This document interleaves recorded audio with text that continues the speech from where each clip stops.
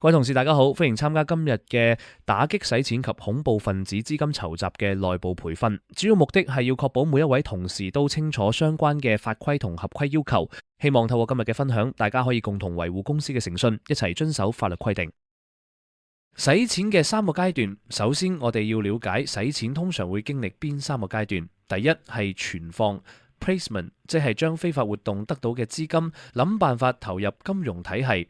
第二係分層交易 layering， 透過好多層複雜嘅交易嚟掩飾資金來源，令審計追蹤變得好難。最後係整合 integration， 將洗乾淨嘅錢回流經濟，令佢哋睇落好似合法嘅生意收入咁。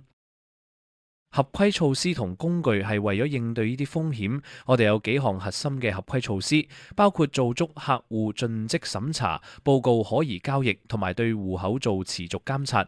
另外，我哋會用到交易監控報表，幫我哋識別異常模式，確保符合法規要求。大家需要留意，因為如果出咗問題，後果可以好嚴重。對於個人嚟講，會直接影響你嘅適當人選資格，仲會被視為專業失當，損害個人聲譽。公司方面可能會面對公開譴責或者巨額罰款。就算事後做咗補救，都唔代表可以抵消之前違規嘅負面影響。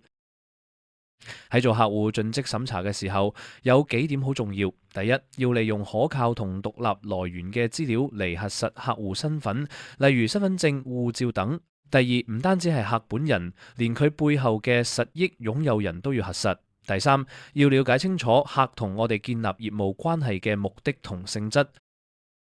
對於特定客戶，可以執行簡化盡職審查。簡化盡職審查通常適用於金融機構、上市公司或者投資公司，但要特別留意，慈善機構係唔適用嘅。原因係慈善機構喺洗錢同恐怖分子資金籌集方面嘅風險通常比較高。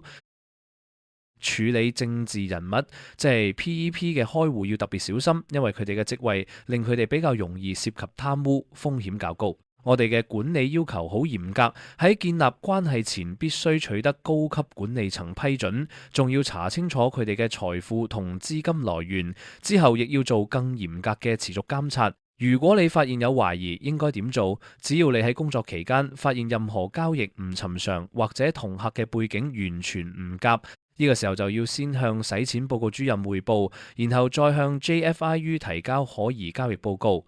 最重要嘅一點，嚴禁通風報信。交咗報告之後，千祈唔好聯絡客去查詢，亦唔可以透露任何可能影響調查嘅資訊，因為通風報信係刑事罪行。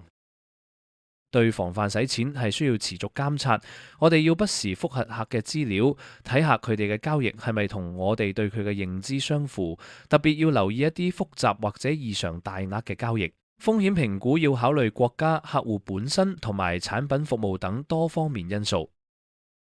對於涉及第三者存款嘅戶口，監控要更加嚴格，我哋必須做盡職審查，核實第三者嘅身份，同埋查清楚佢同客係咩關係。